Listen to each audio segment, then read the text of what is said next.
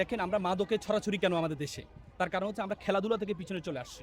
একটা ভালো স্বাস্থ্য, একটা বলে যে sound mind is sound body. আপনার যদি বডি ভালো থাকে তাহলে আপনার মন মানসিকতা ভালো থাকবে।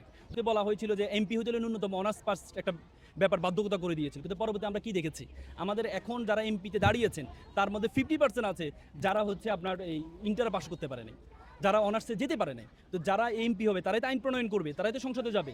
এরা আইন প্রণয়ন করে গিয়ে আমাদের শিক্ষা সংস্কার করবে।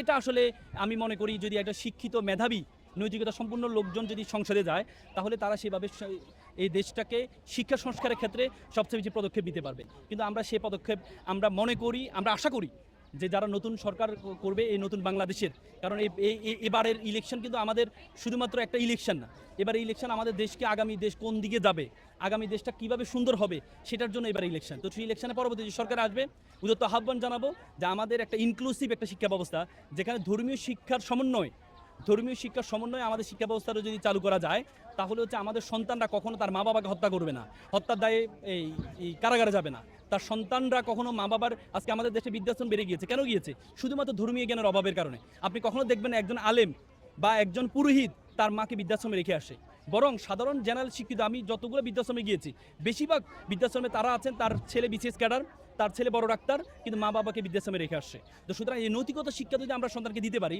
তাহলে কখনো আমাদের সন্তানরা আমাদের এই বাংলাদেশে বৃদ্ধাশ্রমটা সর্বোচ্চ আকার ধারণ করবে না।